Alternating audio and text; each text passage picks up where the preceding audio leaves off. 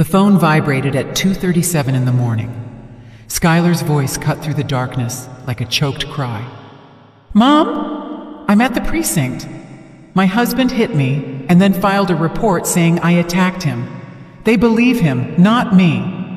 I closed my eyes, took a deep breath, and then she said something that made my entire body tense up. "There's an officer on duty here. He's nervous. He keeps looking at me like he knows me." I sprang out of bed without thinking, without turning on lights, without losing a second. I started the car, and the empty streets became a black blur beneath my tires. Skylar was still on the line, her breathing ragged, her weeping suppressed. "Darius has a cut on his arm, Mom. He told them I attacked him with a knife. There's blood on his shirt. He looks like the perfect victim." I gripped the steering wheel until my knuckles turned white. I knew that scene. I had seen it 1,000 times. The abuser turned victim, the victim turned criminal. But I never thought I would hear those words come from my own daughter. "Which precinct?" I asked, and my voice came out like cold steel. "10th Street, she replied through sobs. "10th Street." My heart skipped a beat. That precinct, that district. I sped up. The red light meant nothing. I blew through it. The streets of the sleeping city had no right to stop me. Not tonight. Not when my daughter was trapped in a holding room while her abuser walked free with a fake wound and a well-rehearsed story. I arrived in 12 minutes. It should have taken 20. I didn't care. I double-parked right in front of the entrance. The precinct's fluorescent lights sliced through the night like white knives. I pushed open the glass door. The air inside smelled of stale coffee and fear. A young officer was behind the desk. He looked up. He saw me and something shifted in his face. He paled. His hand stopped halfway to the keyboard. His eyes went wide as if he'd seen a ghost.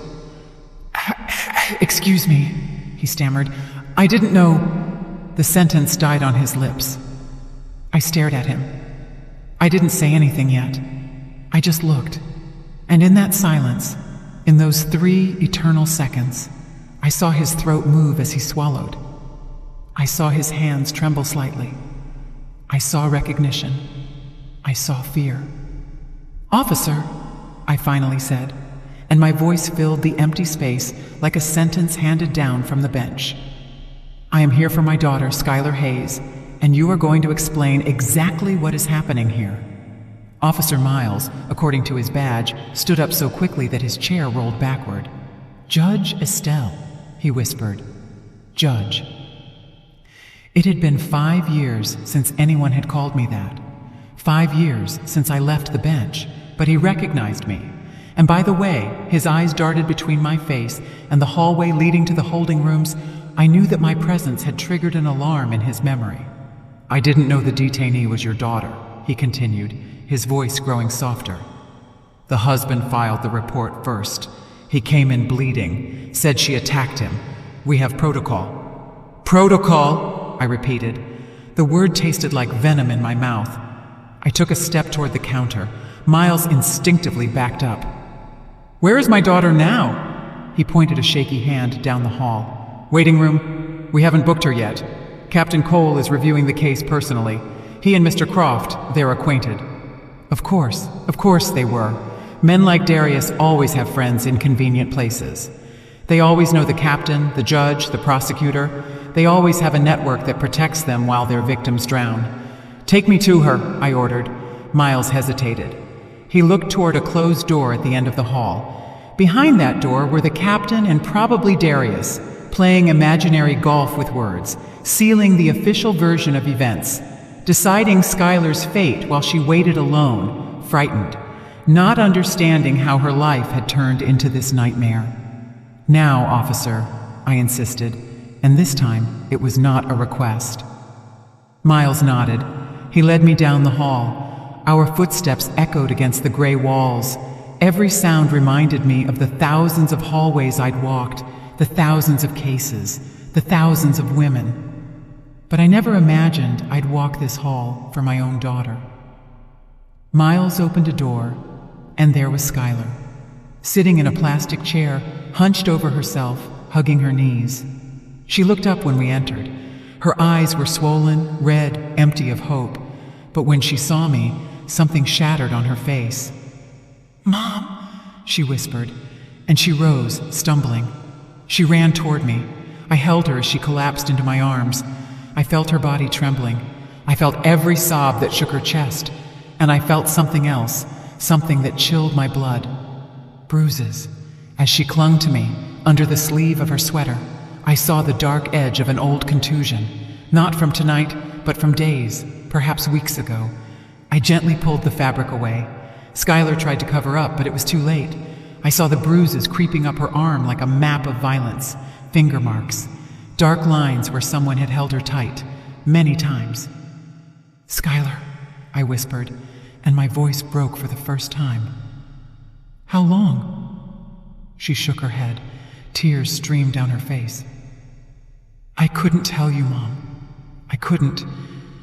You were a judge, your whole life helping women like me. I didn't want you to think I'd failed, that I was stupid, that I didn't see the signs." I closed my eyes. The pain in her voice was unbearable. I held her tighter. "You didn't fail," I told her into her ear. "He failed. The system is failing right now, but I am not going to fail you." I pulled away from her and looked at Miles, who was still in the doorway, watching the scene with an uncomfortable expression. "Officer," I said, wiping tears with the back of my hand, "I need to see the complaint report. I need to see Darius Croft, and I need to speak with Captain Cole." Miles swallowed again. "Judge Estelle, I remember your face because you saved my sister 10 years ago. Morales versus Morales case. You issued the protection order that saved her life. I was 19, and I was in the courtroom when you sentenced that man." Silence fell like a stone. Miles looked at me with something that resembled reverence mixed with guilt. "I didn't know Ms. Hayes was your daughter when they brought her in," he continued. "Darius arrived first, bleeding, calm, convincing. Said she went crazy, that she attacked him without reason, that she needed psychiatric help. Captain Cole knows him from the country club. They were having coffee while they waited for us to bring your daughter in." Every word was a nail. Every detail confirmed what I already knew. The system was designed to believe men like Darius. "Where is he now?" I asked. Miles pointed to the office door down the hall. "In the captain's office, giving his official statement." I turned back to Skylar. I took her face in my hands. "Look at me," I said. She obeyed, her eyes full of terror and shame. "This night ends differently. Do you hear me? This is not going to be like the other cases you watched fail. I know every trick, every lie, every manipulation. I know exactly how to destroy them." Something changed in her gaze. A small flicker, fragile as glass. Hope. I turned toward the door, toward the hallway, toward the office where Darius was building his castle of lies, and I started walking. Miles followed me. "Judge, the captain won't," he started to say. I interrupted him without turning around. "Captain Cole is going to hear me out, and when I am done, he is going to wish he never had coffee with Darius Croft." My footsteps resonated, firm, determined. 34 years of experience walked with me. 34 years of knowing every loophole in the law, every weak point in a false accusation. I reached the office door. I didn't knock. I pushed it open. Captain Cole looked up from his desk. Darius was sitting across from him, leaning back in the chair as if he were in his living room. Impeccable white dress shirt, black slacks, a watch that cost more than $5,000 gleaming on his wrist, a clean, perfectly placed bandage on his left forearm. He looked tired, worried, the perfect victim. When he saw me enter, something crossed his face. Surprise, then calculation, then that smile I'd seen before on other men who thought they could manipulate any situation. "Estelle," he said, standing up with fake courtesy. "I didn't expect to see you here." His voice was smooth, controlled, like velvet over knives. "How could I not be here?" I replied, closing the door behind me. "My daughter is detained because you beat her, and then you had the audacity to file a false report." Cole stood up too, hands raised as if to calm a situation that was just beginning. Estelle, I understand this is difficult, but there are procedures. Darius came in first. He has an injury. There's protocol to follow. Protocol, I repeated, walking toward the desk. Let's talk about protocol then. Cole, did you do a full forensic body examination of my daughter? Did you check her for injuries? Did you photograph her wounds? Or just that superficial cut on Darius's arm? The captain blinked. His mouth opened slightly. He didn't answer. He didn't need to. The answer was in his silence. Darius cleared his throat.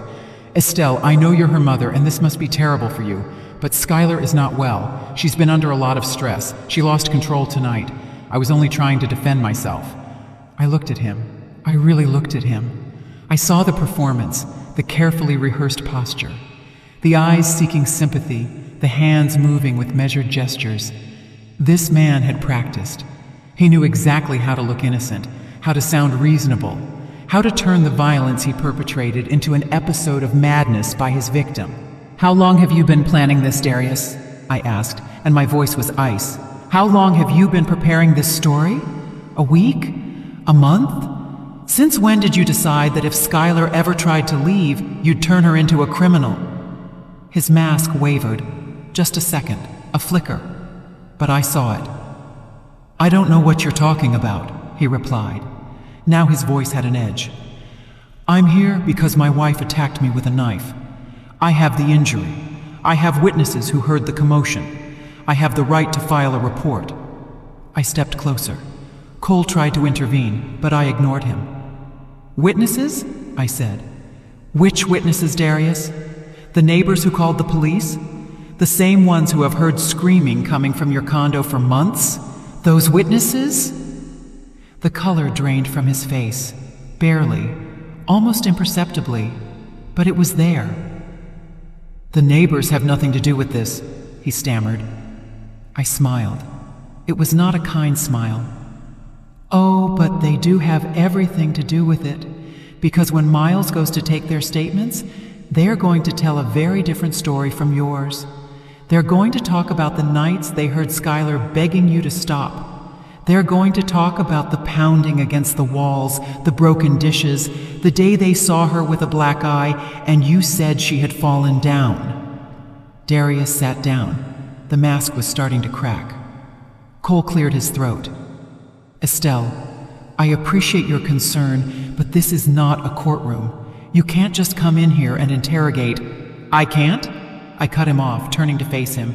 Cole, I've known you for 20 years. We shared cases. We worked together when you were just an officer. So, I'm going to tell you something I hope you remember. If you process my daughter without doing a complete investigation, without examining her, without taking statements from all the witnesses, I will sue you personally. And then I will make sure every judge, every prosecutor, every officer in this city knows that you let your friendship with an abuser cloud your judgment. The silence in that office was absolute. Cole stared at me, his eyes wide. Darius had lost all composure. His jaw was tense. His hands were gripping the armrests of the chair. This is intimidation, he hissed. No, I replied calmly. This is justice, something you have avoided for a long time. I turned back to Miles, who was still in the doorway. Officer, I need you to do something for me. I need you to take Skylar to the hospital right now. Full forensic body exam, photographs of all her injuries, detailed medical report. Miles looked at Cole, seeking approval. The captain was paralyzed. He didn't know what to do. His friend from the country club was being dismantled in front of his eyes. His comfortable version of events was crumbling. Do it, Cole finally said, his voice weak. Miles nodded and left quickly. Darius abruptly stood up. This is ridiculous. I'm the victim here. I have a real wound. Skylar is making things up. Making up what? I interrupted him. The bruises that are weeks old? The ribs that are probably fractured? The burns on her back? I watched his eyes widen. I had said too much. I mentioned the burns, something he thought no one knew about, something Skylar had hidden even from me until tonight. How? He started to ask, but stopped. Too late. Cole had noticed it too. "Burns?" the captain asked slowly. Darius quickly regained his composure. "I don't know what she's talking about. She's inventing things to protect her daughter." But the crack was there, and I was going to turn it into an abyss. I pulled out my phone. I dialed a number I hadn't used in months. It answered on the third ring. "Jordan," I said. My oldest daughter, Skylar's sister. "Mom, what's going on? It's 3 a.m. Her voice sounded drowsy, confused. "Jordan, I need you to come to the 10th Street precinct now. Skylar is here. Darius hit her and filed a false report. I need you to bring something." There was silence. Then I heard movement. Bed sheets, quick footsteps. "What do you need?" she asked. And now her voice was steel. "The flash drive. The one Skylar gave you 2 months ago. The one she asked you to hold on to." Another silence, this one heavier. "Mom, how do you know about that?" "Because I know my daughter," I replied. "Because I know that women in situations like this always find ways to protect themselves. They always leave hidden evidence. They always have an escape plan. Bring it now." I hung up. Darius was pale. "What flash drive?" he asked, and his voice trembled. I smiled again. "The one with the recordings, Darius. The recordings Skylar made over the last 3 months. Every time you threatened her, every time you hit her, every time you told her no one would believe her over you." It was a bluff. I didn't know for certain that flash drive existed, but I knew the pattern, I knew how survivors worked, and I knew Skylar. My daughter was intelligent. Scared, yes. Trapped, yes, but intelligent. And by the way Darius had just lost all the color in his face, I knew I had guessed right. That is illegal," he stammered. "Recording without consent is—" "It's admissible evidence in domestic violence cases," I interrupted. "You would know that if you paid attention to the laws instead of looking for ways to break them." Cole sank into his chair. He was finally understanding. He was finally seeing what was in front of him, a man who had orchestrated everything, who had cut himself, who had come in first to control the narrative, who had connections to ensure his version was the official one. "Darius," the captain said slowly, "I think you need to call your lawyer." Darius looked at him with disbelief. "What, Cole? We're friends. We play golf every Thursday. You know my character. You know I wouldn't—" "I don't know anything," Cole interrupted him. And for the first time that night, I heard real authority in his voice. "And that's the problem." The door opened. Miles rushed in. "Captain, the ambulance is here to take Ms. Hayes to the hospital. The paramedics say she has visible signs of trauma, bruising in different stages of healing, possible fractured ribs, ligature marks on her wrists." Every word was a hammer blow. Darius slumped in his chair. His perfect world, his perfect plan, was disintegrating. "Also," Miles continued, looking at me briefly, "the neighbors from apartment 203 and 205 are here. They said they heard the call on the radio and want to give their statements. They say it's important." Cole nodded. "Let them in." 2 people entered, an older woman in a housecoat and a tired-looking man around 50 years old. I recognized them as living in Skylar's building. "Officers," the woman, Ms. Evelyn Tate, said without preamble, "we came to tell the truth. That man," she pointed at Darius, "has been abusing that poor girl for months. We've heard everything. The screams, the banging, the begging." "We called the police 3 times, Miss Tate continued. "But every time you arrived, he said everything was fine and you left." The man, Mr. Leonard Bell, nodded. "Tonight was different. We heard glass break. We heard Skylar scream that he was going to kill her. Then silence. Then we saw him leave with his arm bleeding, but walking calmly, like nothing happened. That's not the behavior of someone who just got attacked. That's the behavior of someone executing a plan." Darius stood up abruptly. "You don't know anything. You weren't inside the apartment. You didn't see—" "We saw enough," the woman interrupted him. "And this time, we are not going to be silent." Darius opened his mouth to reply, but Cole raised his hand. "Enough." The captain rubbed his temples. He looked like he had aged 10 years in the last 20 minutes.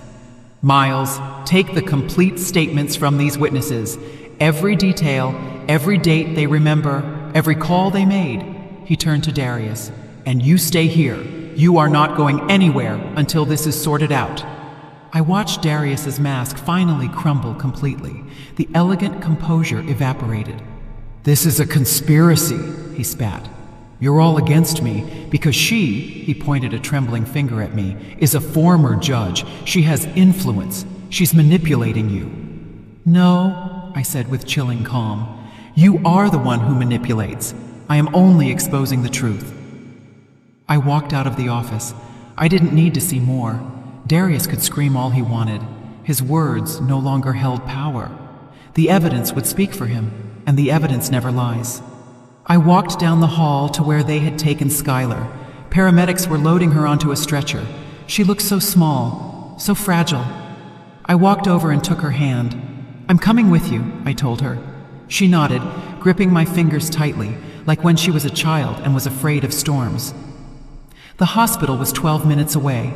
Skylar didn't speak during the ride. She just stared at the ambulance ceiling with empty eyes. I held her hand the whole way. The paramedic, a young man about 30, checked her vitals with a serious expression. How long? He asked me quietly. I didn't need to ask what he meant. I don't know, I answered honestly. Months, maybe more than a year. He nodded, writing something on his tablet. I've seen a lot of cases. This one is bad. Injuries in different stages of healing indicate a sustained pattern of abuse. We arrived at the emergency room. The bright lights greeted us like a slap. They took Skylar directly to an examination room. A middle-aged doctor with her hair pulled back, Dr. Imani Jones, entered almost immediately. I'm Dr. Jones, she said, looking at me briefly before focusing on Skylar. I'm going to do a complete exam. Is it okay if your mother stays here? Skylar nodded.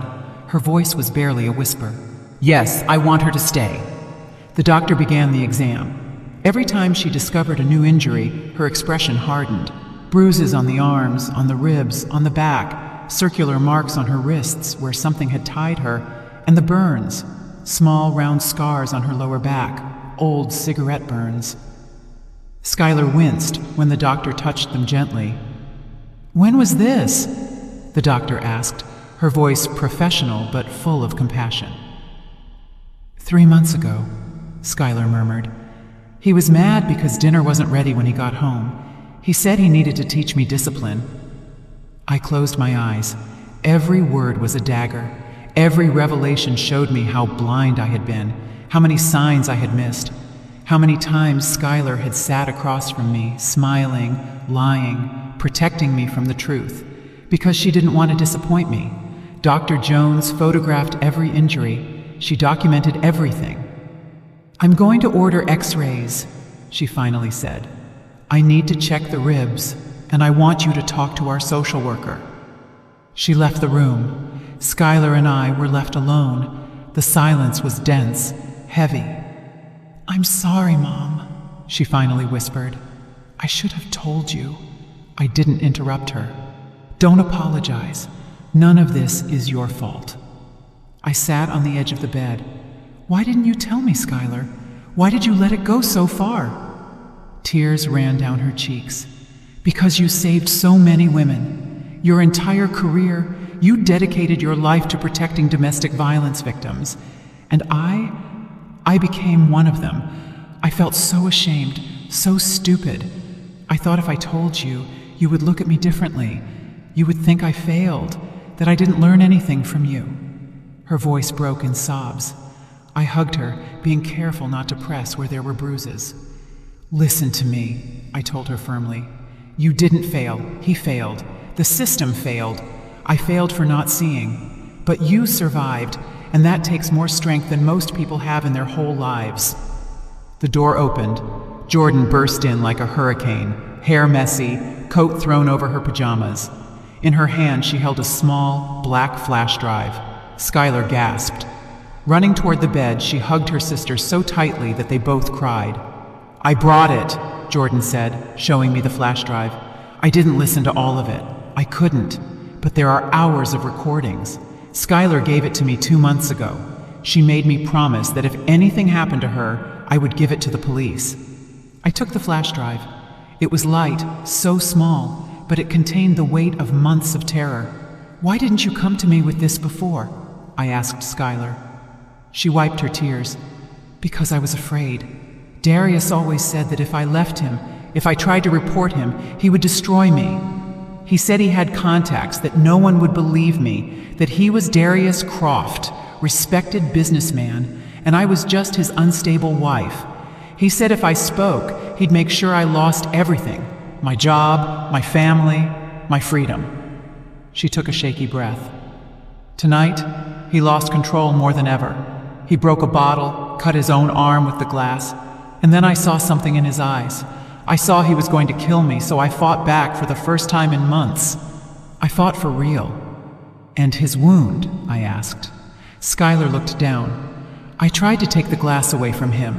He cut himself in the struggle, not deep, barely a scratch. But when he saw the blood, he smiled.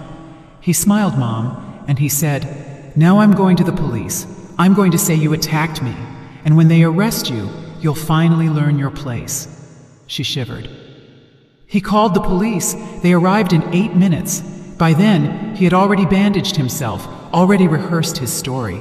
The officers looked at him in his suit and his calmness, and they looked at me, trembling and crying, and I knew they would believe him." Jordan squeezed her sister's hand. "But he didn't count on Mom," she smiled through tears. "No one counts on Estelle Hayes when someone hurts her family." I put the flash drive in my pocket. "I'm going back to the precinct. I need to give them this. I need to make sure Darius doesn't leave there until he's properly processed." Skylar sat up quickly, panic in her eyes. "Mom, he has a lawyer, Randall Quinn. He's the best defense attorney in the city. He called him before you even arrived. He's going to get out. He's going to—" "He is not getting out," I said with absolute certainty. "Not this time." I kissed her forehead. "Jordan is staying with you. You are not alone anymore." I left the room. The hospital hallway was quiet. It was almost 5 in the morning. I called Miles. He answered immediately. "Judge Estelle, I have additional evidence," I said. "Recordings." "Is Darius still there?" There was a pause. "Yes. His lawyer, Randall Quinn, arrived 20 minutes ago. He's demanding we release his client. Says there's no probable cause, that Darius's injury is sufficient evidence of assault, and that the neighbors' testimonies are circumstantial." Of course. Randall Quinn. I knew him. Slick, expensive, immoral. He defended anyone who could afford his $1,000 per hour fee. "Tell Cole I'm on my way. Tell him not to process anything until I get there." I hung up. The dawn was starting to break on the horizon. I got into my car. The streets were starting to wake up. Early morning workers, delivery trucks, the city returning to life. But I was still at war, and the battle wasn't over. I arrived at the precinct as the sun barely painted the sky orange and pink. The streets smelled of fresh-baked bread from the corner bakery. Normal life, normal people starting their normal days.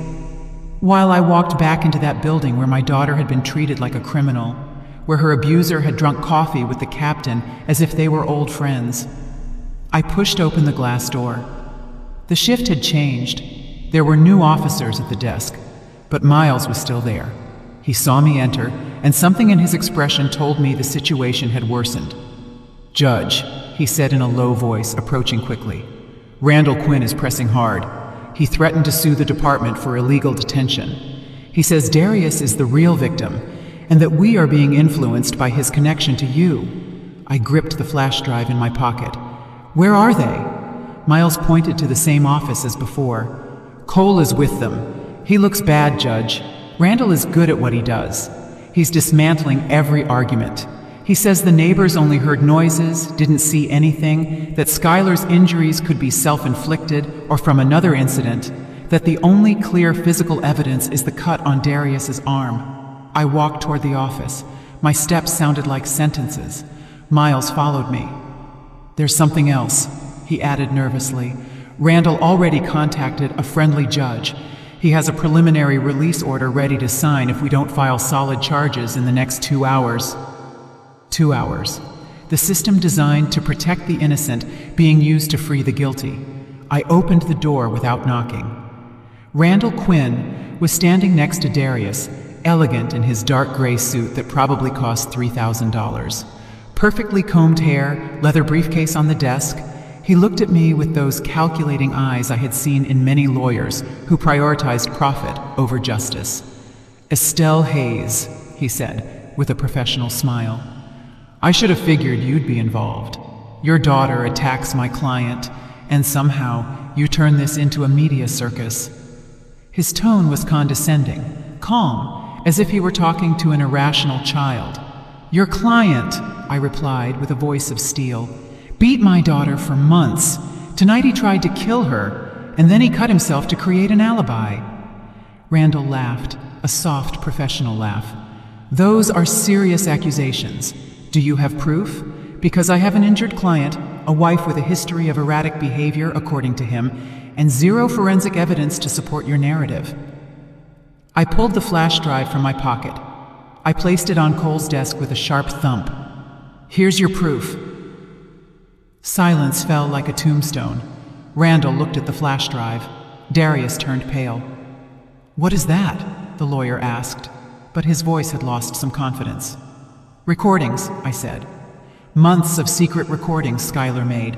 Every threat, every blow, every time your client told her that if she left him, he would destroy her. Every time he told her no one would believe her because he was Darius Croft and she was nobody." Darius abruptly stood up.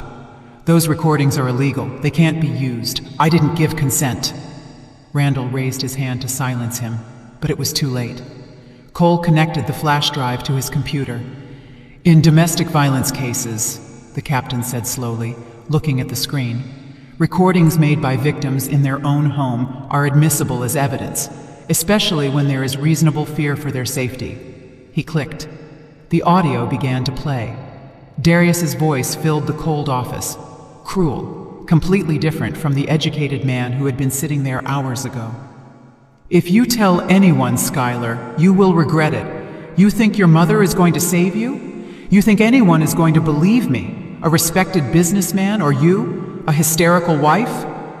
Sound of something breaking, a choked scream. Shut up, or it will be worse." More sounds, thumps, sobs.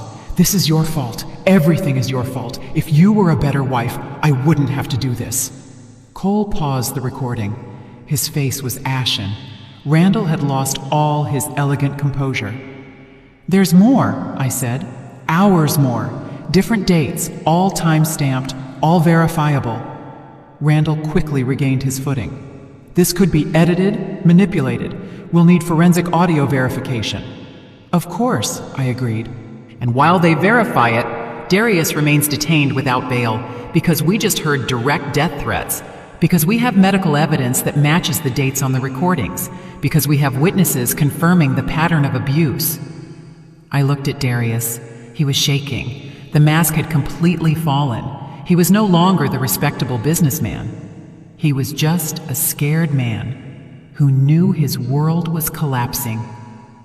"Anything to say now, Darius?" He opened his mouth, then closed it. His eyes darted between Randall, Cole, and me, looking for escape. There was none. "I want to talk to my lawyer, privately," he finally mumbled. Cole nodded. "Miles, take Mr. Croft to the interrogation room. Mr. Quinn can accompany him." When they left, the captain collapsed into his chair. He looked exhausted, ashamed. "Estelle, I didn't know. Darius and I play golf. He seemed like a good guy. I never imagined." "You never imagined," I interrupted, "because you didn't want to see, because it was easier to believe the man in the expensive suit than the scared woman." Cole rubbed his face. "You're right, I failed. I should have done the complete exam from the beginning. I should have listened to the neighbors months ago when they called. You should have," I agreed. "But now you can correct it. Process Darius. Full charges. Aggravated assault, felony battery, threats, continuous domestic abuse, and make sure he doesn't get bail." He nodded slowly. "I will. I'll call the assistant district attorney on duty." He picked up the phone. With this evidence, there's no way a judge grants him freedom. While he dialed, I looked out the window. The sun was already high. A new day had begun, but I felt like I had lived an entire week in a single night. My phone vibrated. Jordan. Mom, the x-rays came back. Skylar has 2 fractured ribs, an old fracture in her wrist that never healed properly, and old head trauma. The doctor says it's consistent with repeated blows over months. I closed my eyes. Every word was confirmation of my worst nightmare. How is she? Sedated. They gave her something for the pain and shock. She's sleeping. But Mom, she told me something before she drifted off. She said Darius has videos. Videos of her in compromising situations. Says he drugged and recorded her, that he uses them to blackmail her, that he threatened to put them online if she left him. The rage I felt in that moment was like lava, pure, burning, destructive. Where are those videos, Jordan? On his computer, in his home office. Skylar says he keeps them there as insurance. I hung up with Jordan and turned back to Cole. I need a search warrant for Darius's condo and his office. Now. The captain looked up. Why? Because there's more evidence. Evidence of extortion, sexual abuse, crimes that go beyond physical violence. Cole swallowed. He nodded. I'll call the duty judge. 30 minutes later, we had the warrant. Miles and 2 other officers prepared to go to the condo. I'm going with you, I said. Miles seemed to hesitate. Judge, technically you're an interested party. Your presence could compromise. I don't care, I interrupted him. That is the house where my daughter was tortured. I am going. He didn't argue further. We got into the patrol cars. The building where Skylar had lived her nightmare was 15 minutes away. A nice modern high-rise with a doorman and manicured gardens. No one would ever imagine the horrors occurring behind closed doors. The doorman recognized us. His expression was uncomfortable. Going to Darius Croft's apartment? Miles asked. He nodded. We have a search warrant. The doorman lowered his voice. That poor lady, Miss Hayes. Always so kind, always smiling. But I knew. Doormen always know. We'd see her enter happy and leave with red eyes. How he would treat her sweetly in public, but look at her coldly when he thought no one was watching. He gave us the master key. We went up the elevator. 12th floor, condo 1203. The door opened, revealing an impeccable space, sleek furniture, art on the walls, a beautiful view of the city, a gilded cage where Skylar had been a prisoner. I entered the apartment, and the smell of expensive cologne hit me. Everything was tidy, too tidy, like a stage set up to impress visitors. Abstract paintings on the walls, spotless area rug, a cream-colored leather sofa that probably cost $10,000. But I didn't see luxury. I saw a prison. I saw the place where my daughter had suffered in silence while the outside world thought she had a perfect life. Miles and the other officers began the systematic search. The office is back here, I said, remembering the few times I had visited this place. Skylar always insisted we meet at my house. Now I understood why. Darius's office was exactly as I imagined. Dark wood desk, shelves full of books he probably never read, framed diplomas on the wall, photographs of him shaking hands with important people, politicians, businessmen, judges, a network of power carefully cultivated. Miles turned on the computer. It was password protected. We'll need technical support to, he started to say. Try his date of birth, I suggested. Men like Darius were predictable, arrogant. They believed no one would dare invade their space. Miles tried. It didn't work. Wedding anniversary didn't work either. Then I remembered something Skylar had mentioned once. Try his company name followed by the year he founded it. Miles typed it in. The computer unlocked. Of course, for Darius, his business was more important than any human relationship. Miles started going through files, meticulously organized folders, contracts, financial documents, and then he found it. A hidden folder with no name, just a symbol. Miles clicked. My stomach twisted. Videos. Dozens of videos. Dates that went back more than a year. Don't watch them, I said quickly. Just document that they are there. We need to preserve the chain of custody. This is going to trial. Miles nodded. Taking photos of the screen, he called the Cyber Crimes Unit. I need you to come down. We have sensitive digital evidence. While we waited, I kept exploring the office. I opened drawers, filing cabinets. In the third desk drawer, I found something that chilled my blood. A thick manila folder. I opened it. Photographs. Photographs of Skylar taken without her knowledge. In the shower, sleeping, changing clothes, and something else. Documents. Skylar's private medical records that Darius had obtained illegally, reports from her job, psychological evaluations that he had manipulated to make her look unstable. Miles, I called. He came over. I showed him the contents of the folder. His expression darkened. This is systematic stalking, illegal surveillance, identity theft. This is control, I said. Darius didn't just hit her, he studied her. He documented every aspect of her life. He built a complete file to use against her if she ever tried to escape. I found more copies of emails between Darius and Randall Quinn from 6 months ago. In them, Darius discussed strategies to discredit Skylar if she became problematic. They talked about planting doubts about her mental stability, creating false evidence of infidelity, using his connections to ruin her professional reputation. It was a plan, a detailed, calculated plan to destroy her. The cybercrimes technicians arrived. They began copying the entire hard drive, every file, every document, every video. One of them, a young woman with a serious expression, approached me. Ma'am, what's on this computer is enough for multiple federal charges. Extortion, non-consensual pornography, cyberstalking. This man is a systemic predator. I nodded. I knew it. I always knew it on some level. But having the physical evidence in front of me was different. It was real. It was irrefutable. How long do you need? I asked. For the full analysis? Days, she replied. But to extract the basics and file initial charges, a few hours. I walked out of the office. I needed air. I walked onto the balcony. The view was beautiful. The city spread out like a living map. From up here, everything looked orderly. Perfect. But I knew the truth. Behind every window, every door, there were stories. Some happy, others dark, like Skylar's. My phone vibrated. Cole. Estelle, Darius is demanding to see a judge. Randall is filing a motion for habeas corpus, says the detention is illegal. I smiled without humor. Tell Randall we have additional evidence. Videos, documents, a premeditated plan of abuse and extortion. And that in the next few hours, his client is going to face federal charges in addition to the state ones. There was silence on the other end. Then Cole sighed. Darius just broke. When we told him about the search warrant, he started screaming, said everything on that computer was private, that we had no right.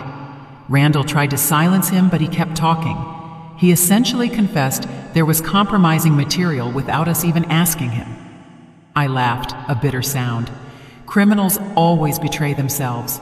Always. Keep the recording of that spontaneous confession. Randall will try to suppress it, but with any luck, the judge will admit it. I hung up. Miles came out to join me on the balcony. Everything is documented. The computer goes to the lab. The physical documents go into evidence. Good, I said. Let's go back. I want to be there when they formally process Darius. We went downstairs. The doorman stopped us in the lobby. Did you find anything? He asked in a low voice. I shouldn't have answered him. It was an active investigation, but something in his expression made me speak.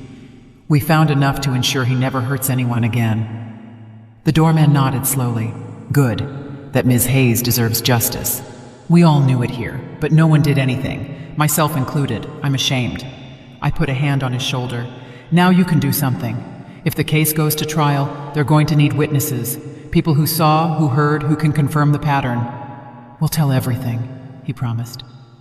Back at the precinct, the sun was high in the sky. I had been up all night, but I didn't feel tired. I felt purpose. We entered. The energy had changed. Officers were talking in low voices. There were more people. A woman in a formal suit was at the counter. She recognized me immediately. Judge Hayes, she said, extending her hand. I'm Assistant District Attorney Aisha Reynolds. Captain Cole brought me up to speed on the case. I knew her reputation, tough, smart, with an impressive history of convictions in domestic violence cases. I need to review all the evidence, she continued. The recordings, the medical reports, the testimonies. If this is as solid as they told me, I'm going to request detention without bail. It is solid, I assured her. And there's more. We just seized a computer with evidence of additional felonies: extortion, revenge pornography, systematic harassment. Patricia's eyes gleamed, not with joy, but with determination. Perfect. I'm going to bury this man so deep he'll never see the light of day. I liked her style. Direct, no nonsense. Where is Darius now? I asked. Interrogation room 3. Randall is with him. They're waiting for the bail hearing. Patricia checked her watch. It will be in 2 hours, enough time for me to prepare my case. She turned to Miles. Officer, I need certified copies of everything. Every recording, every photo, every statement. I want them on my desk in 1 hour. I sat down in a chair in the hallway. I finally felt the weight of exhaustion. I closed my eyes for a moment, just a moment, and I saw Skylar's face, not the scared face from tonight, but her face as a child, laughing, running, free. My phone vibrated, pulling me out of my thoughts. Jordan. Mom, Skylar woke up. She's asking for you. She wants to know what happened to Darius. I stood up. Tell her I'm on my way. Tell her Darius is not getting out. Tell her this time. The system worked. I drove back to the hospital. The mid-morning traffic was dense. Office workers rushing to jobs they hated, mothers taking children to school, normal life flowing around my personal storm. I arrived at the hospital, went up to the 4th floor. Skylar's room was at the end of the hall. I knocked gently before entering. Skylar was sitting up in bed, still pale, still with visible marks on her face, but her eyes held something different. It was no longer the desperate emptiness of last night. There was a faint glimmer, fragile hope. Jordan was sitting next to her, holding her hand. Mom, Skylar said when she saw me. Her voice was raspy, tired. It's true? They really found everything? I sat on the other side of the bed. We found it. The recordings you made, the videos he made, the documents, everything. Darius is detained. The prosecutor is going to ask that he be denied bail. Tears ran down her cheeks, but this time they were different. Not tears of fear, but of relief. I can't believe it's over, she whispered. I lived with so much fear for so long. Every morning I woke up wondering if that would be the day he killed me. Every night I fell asleep praying to survive until dawn. Jordan squeezed her hand. You don't have to live like that anymore. Skylar nodded. Then she looked at me with guilt-filled eyes. Mom, your whole life you helped women like me, and I couldn't even help myself. I feel so ashamed. No, I said firmly, taking her other hand. Listen to me, Skylar. What you lived through wasn't weakness. It was survival. You did what you had to do to stay alive. You recorded evidence. You gave it to Jordan. You planned your escape even when it seemed impossible. That is not shame. That is strength. Skylar sobbed. But I should have left sooner. I should have. There is no should have, I interrupted her. Abuse victims leave when they can, not when others think they should. The right moment is when you get out alive, and you did it. Jordan embraced both of us. 3 generations of women, broken but not destroyed. Dr. Jones entered with a thick folder.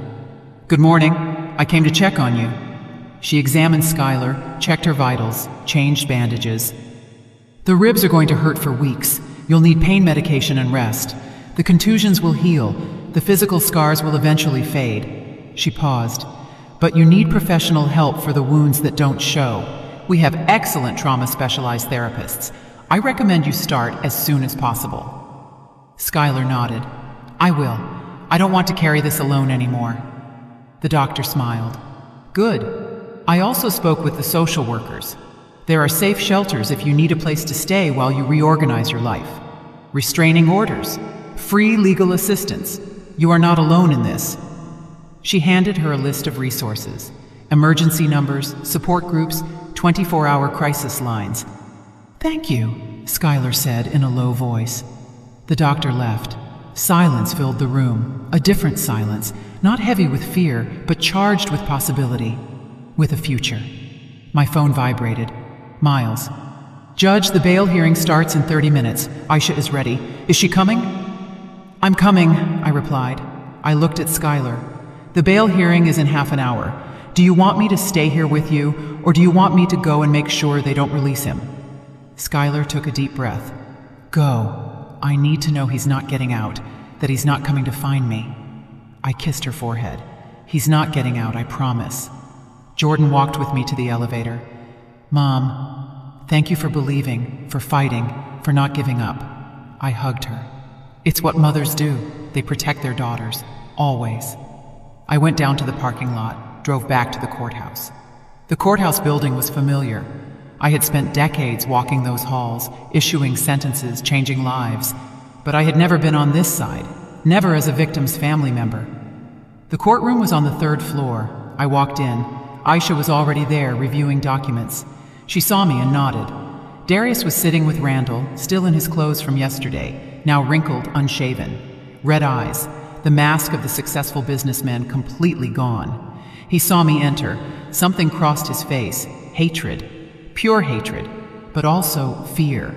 I saw him swallow, divert his gaze. The judge entered. "All rise." Judge Sterling. I knew him. We had worked together years ago. Fair, strict, he didn't tolerate manipulation. "The state versus Darius Croft," the clerk announced. Aisha stood up. "Your Honor, the state requests detention without bail. The defendant faces charges of aggravated assault, felony battery, threats, continuous domestic abuse, extortion, cyberstalking, and non-consensual pornography. He is a clear danger to the victim and the community." Randall stood up. "Your Honor, my client is a respected businessman with no criminal record. He has deep roots in the community. He is not a flight risk. Detention without bail is excessive." Judge Sterling looked at the documents in front of him. "Prosecutor, do you have evidence to support these charges?" Aisha opened her briefcase. "I have audio recordings where the defendant explicitly threatens the victim. Medical reports documenting injuries in different stages of healing, consistent with prolonged abuse. Neighbor testimonies confirming the pattern. Digital evidence seized from the defendant's residence showing premeditated planning of abuse and extortion. And forensic photographs taken this morning showing the severity of the most recent attack." The judge held out his hand. Aisha handed him a folder. He began to review it. The silence in the courtroom was absolute. You could only hear the turning of pages. Judge Sterling looked up. His expression was severe. "Mr. Croft, stand up." Darius stood up. He was visibly trembling. "I have reviewed the preliminary evidence presented by the prosecutor. It is one of the most exhaustive and disturbing compilations I have seen in domestic violence cases." He paused. "The recordings alone are sufficient to deny bail. The explicit death threats, the documented pattern of coercive control, the evidence of planning to discredit the victim if she sought help, all of this paints the portrait of an extremely dangerous individual." Randall tried to interrupt. "Your Honor, those recordings could be edited." The judge raised his hand. "Counsel, you will have time to challenge the evidence at trial, but for the purposes of this bail hearing, I find sufficient probable cause." He turned back to Darius. "Mr. Croft, bail is denied. You will remain detained in the county jail until trial. Furthermore, I am issuing a permanent restraining order. You cannot approach within 500 feet of the victim, her family, her workplace, or her residence. Any violation will result in additional charges." Darius collapsed. He literally fell. Randall had to hold him up. No, he stammered. "This can't be happening. I'm Darius Croft. I have rights. I have connections. This is a mistake." The judge banged the gavel. "Officer, remove the defendant." 2 bailiffs approached, handcuffed Darius. He continued mumbling, denying, his perfect world, built on lies and control, finally collapsing. They took him out of the room. His protests faded down the hall. Aisha approached me. "It's a good start. Now comes the hard part, building the case for trial. But with all this evidence, I am confident." I left the courtroom feeling something I hadn't felt in hours. Relief. It wasn't victory yet. The trial would come. Darius's lawyers would try every trick, but for now, Skylar was safe. Darius was behind bars where he belonged. I walked through the courthouse hallways. I passed rooms where I had issued hundreds of sentences. I saw my reflection in a window. I looked like I had aged 10 years in one night, but my eyes held fire. Purpose. I wasn't finished. I called Jordan. "Darius won't be released. The judge denied bail." I heard a gasp of relief, then weeping. "Skylar is crying, but out of happiness. She says for the first time in 2 years, she can breathe." My phone vibrated again. Unknown number. I hesitated. I answered. "Judge Hayes?" It was a woman's voice, young, trembling. "Yes. Who is this?" There was a pause. "My name is Chloe Wilson. I saw the news about Darius Croft, about his arrest." Something in her tone put me on alert. "How can I help you?" Another silence. Ragged breathing. I dated Darius 3 years ago, before he met your daughter, and he did the same thing to me." I closed my eyes. Of course. Abusers don't start suddenly. They have a history. They have a pattern. "Do you want to talk about it?" I asked gently. "I need to talk about it," Chloe said, her voice cracking. "For 2 years, I lived in terror. He hit me. He controlled me. He had videos of me, like the ones they mentioned in the news. When I finally escaped, he threatened me. Said if I spoke, he'd destroy my life, and I believed him. He had money, contacts, power. So I stayed silent, moved to another city, changed my number, tried to forget." Her voice broke, but I never forgot. And when I saw that Darius was arrested, that someone finally believed one of his victims, I knew I had to speak up. I can't let him walk free. I can't let him do this to another woman.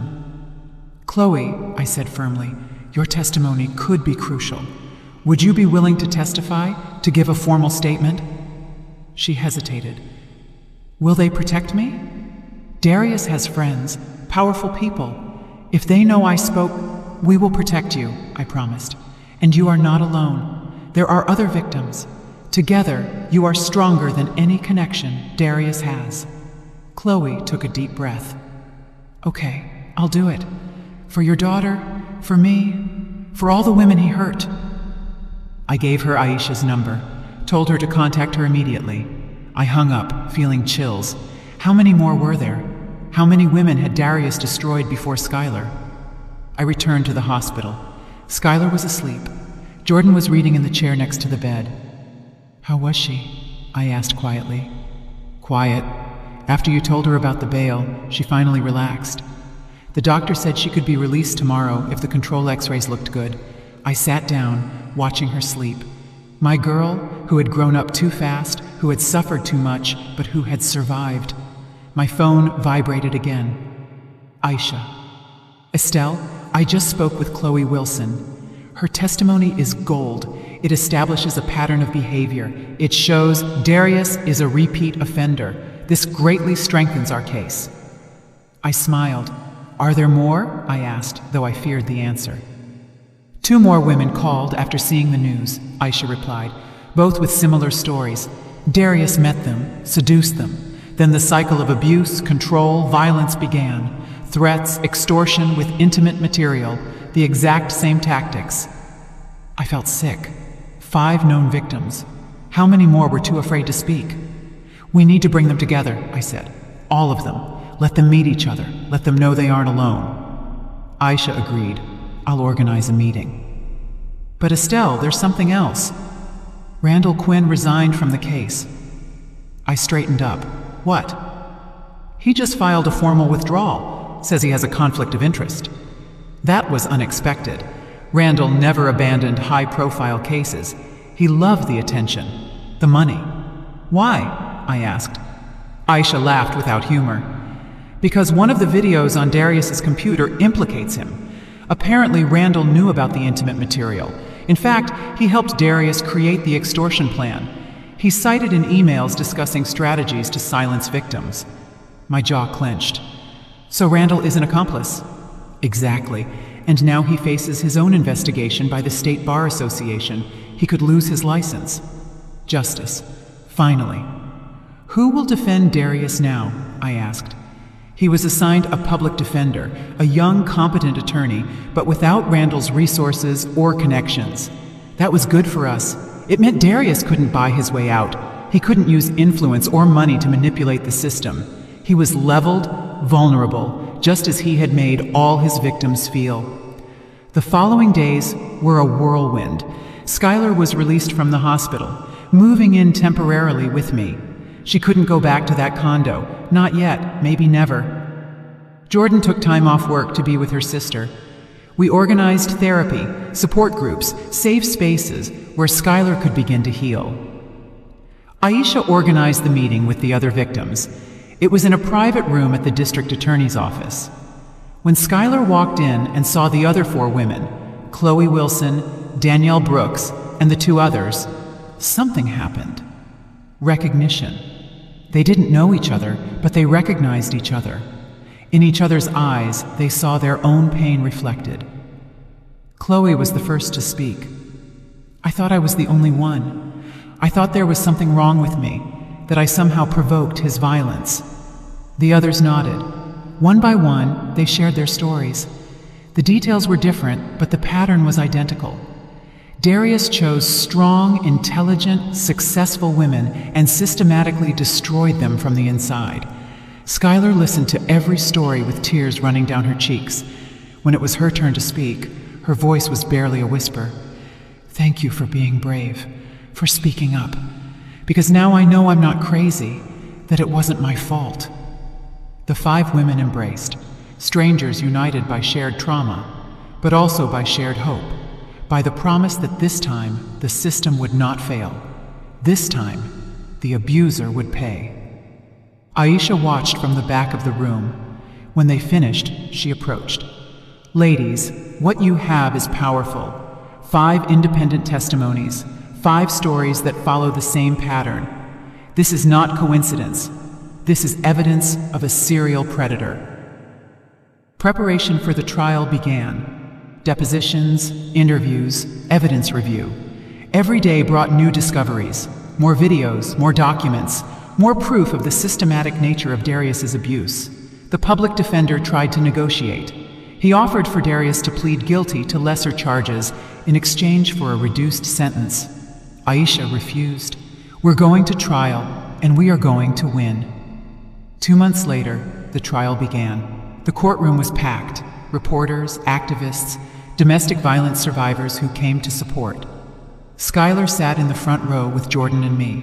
She was trembling, but she was there, strong, determined. Darius entered in handcuffs. There was nothing left of the elegant man I had met. The time in jail had changed him. Sunken eyes, gaunt face. But what had changed the most was his posture. There was no longer arrogance, only defeat. Aisha presented the case with surgical precision. The recordings were played, the medical testimonies presented, the videos explained without showing them publicly to protect the victims. Every piece of evidence was a nail in Darius's coffin. The public defender did what he could. He tried to argue that the recordings were out of context, that the injuries could have other explanations, but it was useless. The evidence was overwhelming. The most powerful moment came when Skylar took the stand. The courtroom fell silent. She walked with her head held high. She was no longer the broken woman from that morning at the precinct. She was a survivor. Aisha guided her gently through her testimony. Can you tell us when the abuse began? Skylar took a deep breath. 3 months after we got married. It was something small at first, a push, then a slap. Always followed by apologies, flowers, promises it would never happen again. But it always happened, and each time it was worse. Why didn't you leave sooner? Aisha asked. It was the question everyone asks, the question that never understands the complexity of abuse. Skylar looked directly at the jury. Because I was afraid. Because Darius controlled everything, my money, my friends, my job. He systematically isolated me until I felt like I had nowhere to go. And when I finally gathered the courage to plan my escape, he found the recordings I had secretly made. He threatened to destroy me if I spoke, said he had friends in important places, that no one would believe me. Her voice cracked. And he was almost right. When I called the police that night, they believed him, not me. The public defender rose for the cross-examination. He tried to be aggressive. Isn't it true that you have a history of anxiety? Skylar nodded. Yes, I developed severe anxiety after months of living in constant terror. And isn't it true that you sought psychiatric help? Yes, because my husband was mentally destroying me. The defender tried another angle. Isn't it possible that some of these injuries were accidental? Skylar stared at him. Accidental cigarette burns? Accidental broken ribs? Accidental ligature marks? Her voice rose. No, none of it was accidental. It was all deliberate, calculated, designed to break me. The lawyer backed down. He had no more questions. Skylar left the stand. When she passed Darius, he tried to look at her. She didn't return his gaze. He no longer had power over her. Then came the other victims. One by one, they went up and told their stories. Chloe spoke of how Darius had isolated her from her family, how he had convinced her that no one would love her as he did, how when she finally escaped, he stalked her for months. Another victim, Danielle Brooks, described how Darius had ruined her career. He had contacted her boss with lies, sabotaged projects. He had gotten her fired just to prove he could control every aspect of her life. The pattern was undeniable.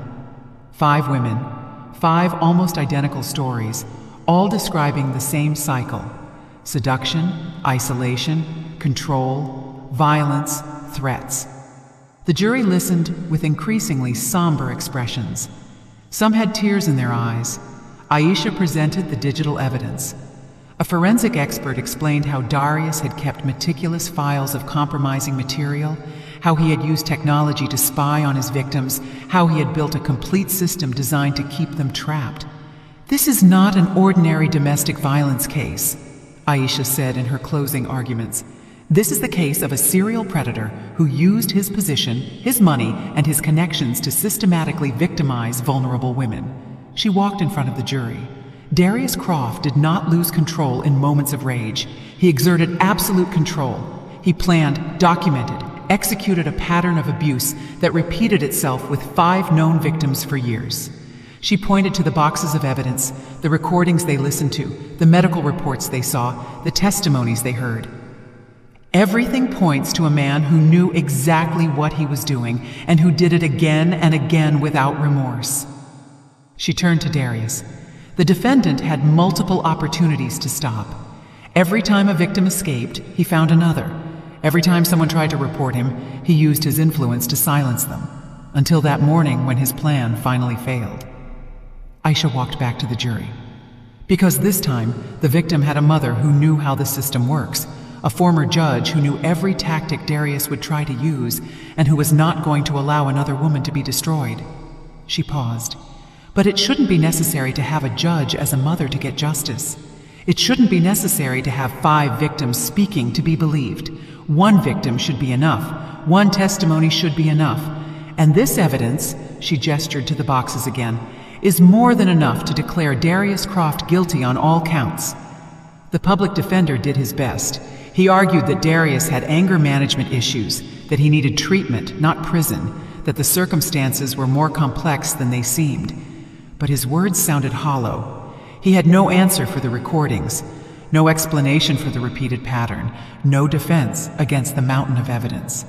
The jury retired to deliberate. We waited 3 hours, 4, 5. Every minute felt like an eternity. Skylar squeezed my hand tightly. "What if they find him not guilty?" she whispered. "They won't," I assured her. "The evidence is too clear." But deep down I was afraid. I had seen solid cases fall apart. I had seen the guilty walk free. I had seen the system fail too many times. Finally, after 6 hours, the jury returned. We all stood up. The jury foreman, an older man with a serious expression, held the paper with the verdict. Judge Sterling spoke. "Has the jury reached a verdict?" "Yes, Your Honor." "How do you find the defendant on the charge of aggravated assault?" The jury foreman looked directly at Darius. "Guilty." A collective gasp filled the courtroom. "On the charge of felony battery?" "Guilty." "On the charge of continuous domestic abuse?" "Guilty." One by one, every charge was read, and each time the answer was the same: guilty, guilty, guilty. Darius collapsed in his seat. His lawyer tried to comfort him, but it was useless. His world had officially ended. Skylar broke down in sobs. Jordan hugged her. The other victims in the courtroom cried, but not out of sadness, but out of relief, out of validation, out of justice finally served. Judge Sterling banged the gavel. "Sentencing will be delivered in 2 weeks." We left the courtroom. Outside, reporters waited. Aisha gave a brief statement. "Today the system worked. 5 brave women spoke up, and a serial predator was found guilty. This verdict sends a message. Domestic abuse will not be tolerated, no matter who you are, no matter how much money you have." Skylar also spoke, her voice trembling but clear. "I want other victims to know that you are not alone, that your voices matter, that there is justice. It may take time, it may be hard, but it exists." The 2 weeks until sentencing passed quickly. Skylar began to rebuild her life. She went back to her job. She found a new apartment, small but safe. Jordan helped her move. I decorated with them. The day of the sentencing finally arrived. The courtroom was full again. Darius was brought in handcuffs. He looked defeated, broken. Judge Sterling reviewed the documents. "Mr. Croft, you have been found guilty of multiple serious charges. I have reviewed the presentence reports. I have considered the systematic nature of your crimes, the coldness with which you victimized multiple women for years." He looked directly at Darius. "You used your position and resources to cause immeasurable harm. You destroyed lives. You traumatized women who trusted you, and you did it without remorse." He paused. "Therefore, I sentence you to 25 years in state prison, without possibility of parole for the first 15 years. Furthermore, you must register as a violent offender for life."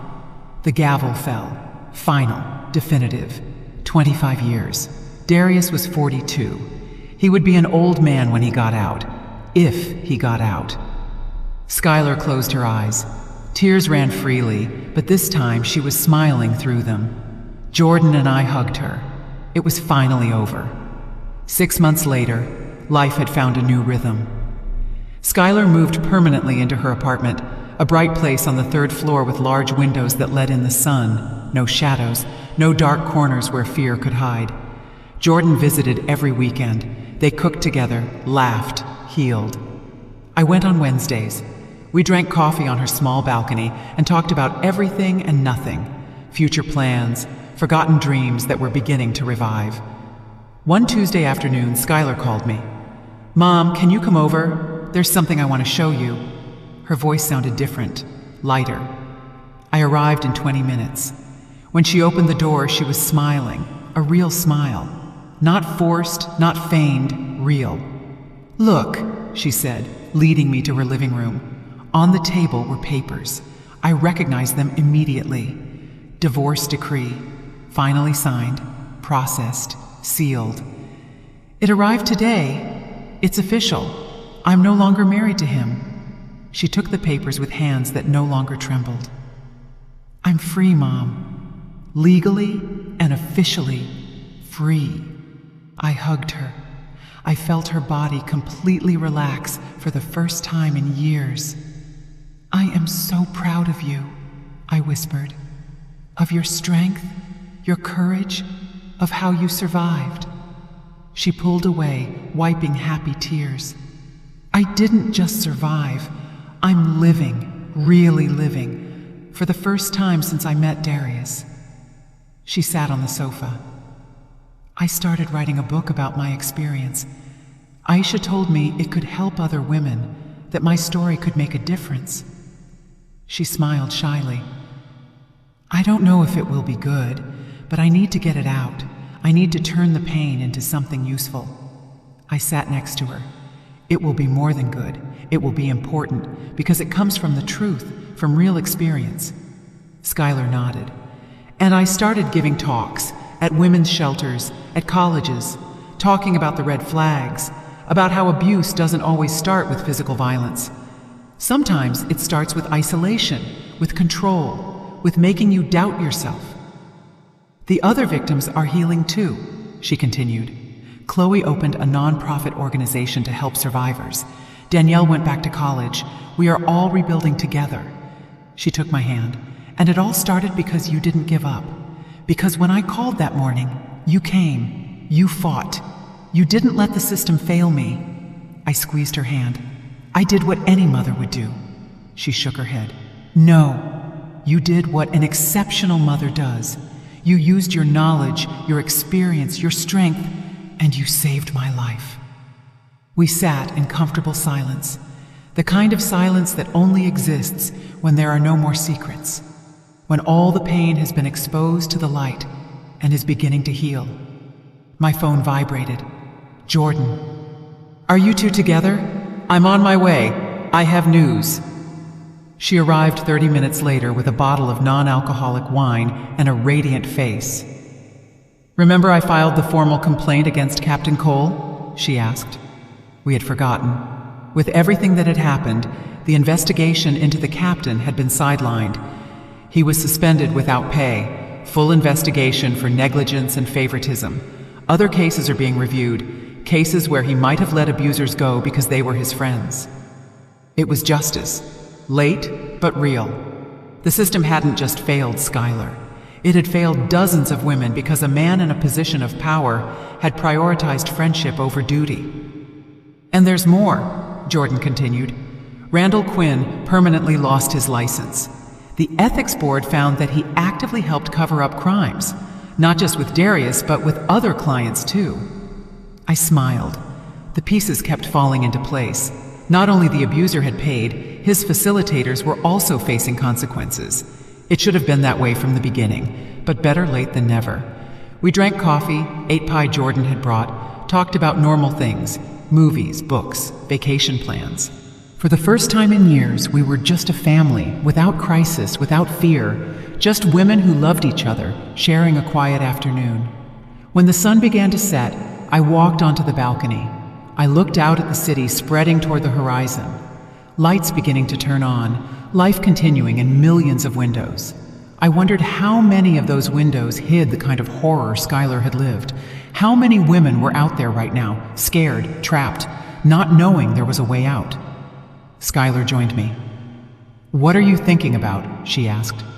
All the others, I answered honestly.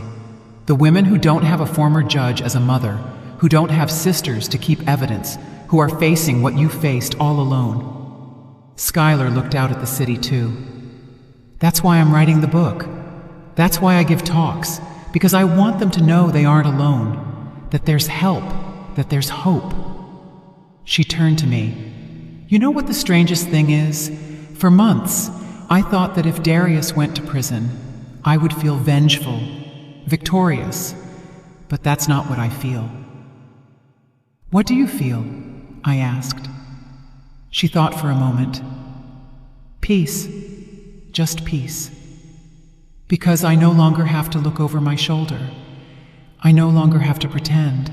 I no longer have to live in constant fear of someone discovering my secret.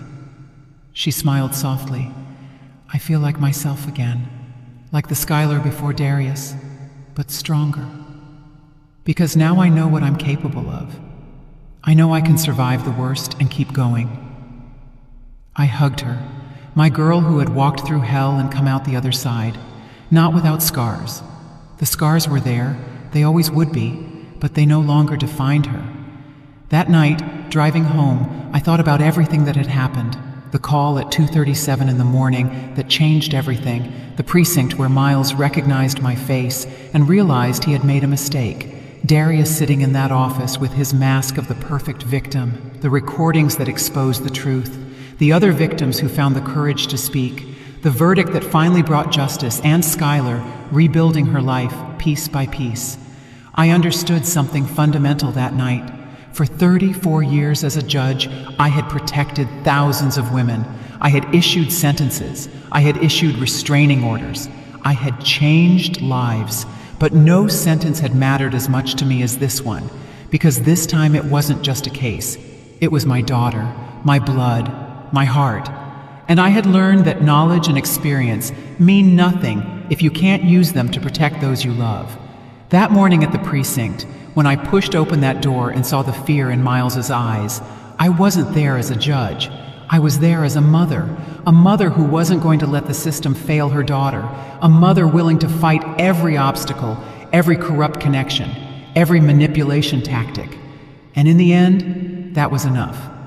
Not because I was special, but because the truth is powerful when it is given a voice. I arrived at my house, silent, empty, but not lonely, because I knew that miles away, Skylar was sleeping in peace for the first time in years. Jordan was planning her next visit. The other victims were still healing, and Darius was where he belonged, paying for every life he had destroyed. I poured myself a cup of tea, sat in my favorite armchair, closed my eyes, and understood the most important lesson of my entire career. It's not about revenge. It was never about revenge. It's about protection, about making sure victims can sleep without fear, about giving them a voice when the world tries to silence them, about being there when the system fails. Because sometimes the system fails, but mothers don't. The true protectors don't. And that morning, when my daughter needed me, I was there, and that made all the difference. You know, after everything that happened, I realized something. Justice isn't just a word in a courtroom. It's a heartbeat. The courage to stand up when life knocks you down. Sometimes the system breaks, but love, persistence, and truth rebuild it. I learned that even when everything seems lost, there's always a way back, if we keep fighting for it. If you ever feel trapped or voiceless, remember this: silence protects no one, but speaking up can save lives, even your own. And if my story touched you, maybe it's because you too believe that strength is born from pain, and that healing begins the moment we stop hiding. If you agree with me and liked my story, show it by sending a like. Let's see our numbers grow. I'm curious, from which city and at what time are you listening? Write it in the comments. If you want to support my journey, you can send a small donation. Thank you for listening and sharing your precious time with me. For more life stories like this, you can check out other videos on my channel and subscribe. On the screen, there are 2 new life stories I'm sure you'll love. Click one and start listening. With love.